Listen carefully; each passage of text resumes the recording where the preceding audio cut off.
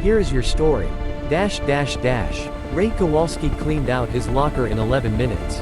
He knew it was 11 minutes because he'd been watching the clock on the wall of the service bay, the same clock he'd watched for 9 years, the one that ran 3 minutes fast and that everyone at Coastal Aviation Services had stopped mentioning because pointing it out had never once changed anything, and the time between Gary Whitfield handing him the termination letter and Ray setting his personal tools into the bed of his truck was 11 minutes. He was efficient that way. Had always been efficient. It was, in fact, the primary reason the termination letter made so little sense that he'd read it twice in the fluorescent light of the break room before concluding that some things in this world operate outside the jurisdiction of sense. The stated reason was budget restructuring. The actual reason, which everyone in the hangar understood and no one would say directly, was that Ray had told the regional director, in front of 3 other people, using clear and specific language, that the maintenance log on the Sikorsky S-76 currently scheduled for a charter flight the following morning contained discrepancies that he was not comfortable signing off on. He had said this calmly. He had documented his concerns in writing. He had offered to work through the night to complete a proper inspection before the aircraft flew. Gary Whitfield had thanked him for his input and told him the flight was commercially critical and the log had been reviewed by management. That was Wednesday afternoon. By Thursday morning, Ray had a termination letter and a box of his own tools and 11 minutes of clock watching behind him. He sat in his truck in the parking lot of Coastal Aviation Services in Beaufort, South Carolina and called his daughter.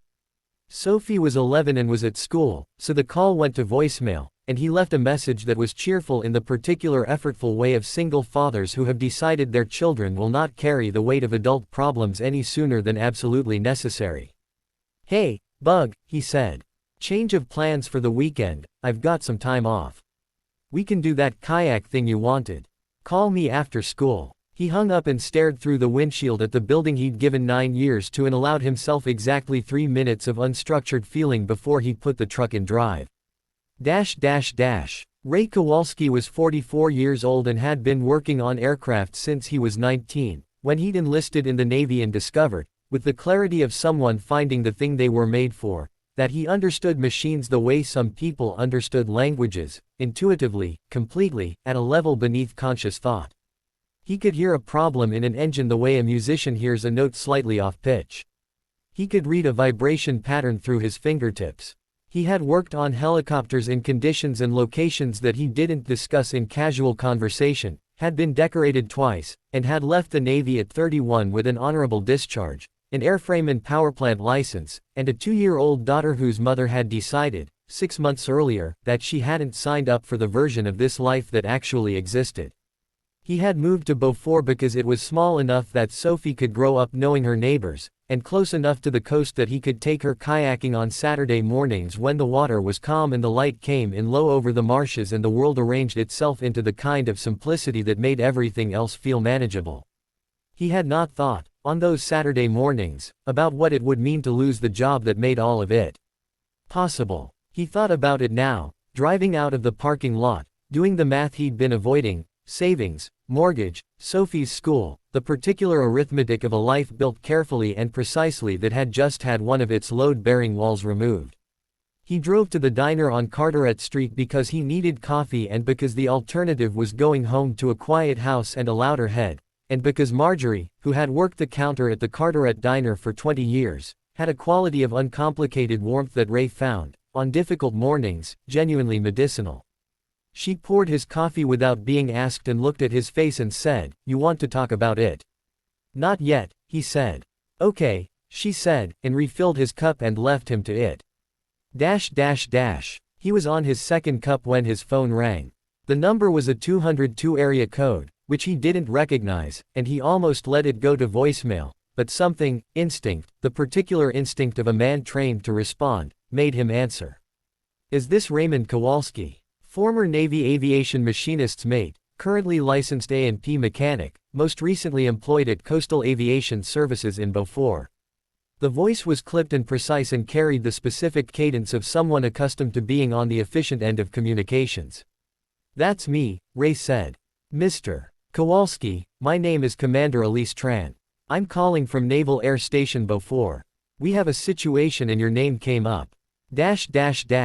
The situation was this. A training exercise involving 3 MHz -60 Seahawk helicopters had been operating out of Nas Beaufort for the past 72 hours. One of the aircraft had developed a mechanical anomaly during the morning's operations, a recurring vibration signature in the tail rotor system that the station's own maintenance team had been unable to conclusively diagnose, and which was grounding not just the affected aircraft but, by precautionary protocol, all three. They had a crew scheduled for a critical logistics support mission in 14 hours. They needed a specific kind of expertise, and one of the station's senior maintenance officers, a man Ray had served with in a different life, had suggested a name. "You did work on the S-76 program," Commander Tran said. "And specifically on tail rotor anomalies in the MH-60 variant." 7 years, Ray said. "Yes, ma'am." There was a brief pause. "Are you available?" Ray looked at his coffee cup. At the diner window, where the Beaufort morning was doing what Beaufort mornings did, going golden still and salt-smelling in the way that had made him stay when he had other options.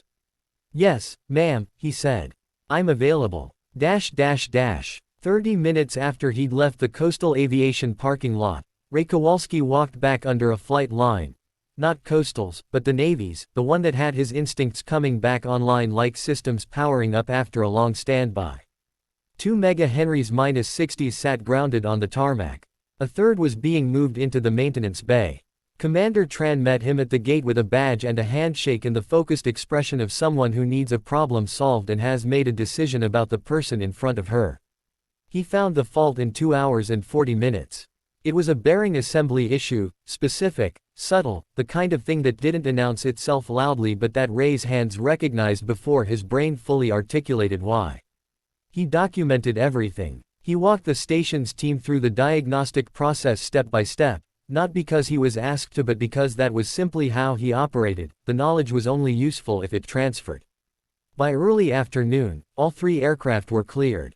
Commander Tran found him at the maintenance bench washing his hands and said, "The commanding officer would like to speak with you."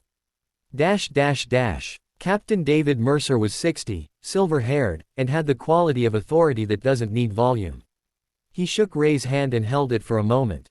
"You turned down a commercial flight this morning," Mercer said. It wasn't a question. Ray looked at him. "We know about the S-76, Mercer said simply. "Beaufort is a small professional community, Mr. Kowalski." Ray said nothing. "The flight didn't happen, incidentally. The charter client rescheduled." Mercer paused. "That aircraft is now under FAA review." The information settled over Ray quietly, the way things settle when they confirm something you already knew. "We have a civilian contractor position," Mercer said. "Maintenance specialist, advisory role, here at the station. It's been open for 4 months. The salary is attached to this." He slid a folder across the workbench. Ray opened it. "Read it." Closed it. "I have a daughter," he said. "School pickup is at 3:15. Mercer almost smiled. "The position is day shift," he said. "Monday through Friday. Sophie answered on the second ring after school, because Sophie, unlike voicemails, recognized her father's number. "Dad, did you say kayaking this weekend?" "Saturday morning," he said. "Early, before the water gets busy." "Yes," she said, with the simple and total enthusiasm of an 11-year-old who has not yet learned to want things cautiously. He drove home through Beaufort, past the diner and the live oaks and the marsh light going amber in the late afternoon, and he thought about bearing assemblies and paperwork and the particular sound an engine makes when something is wrong that only certain people are trained to hear. He thought about the fact that doing the right thing that morning had cost him a job and, 30 minutes later, given him a better one. He thought about Sophie's kayak strapped to the garage wall, waiting for Saturday. Some mornings end exactly the way they need to. You just can't see it from the parking lot.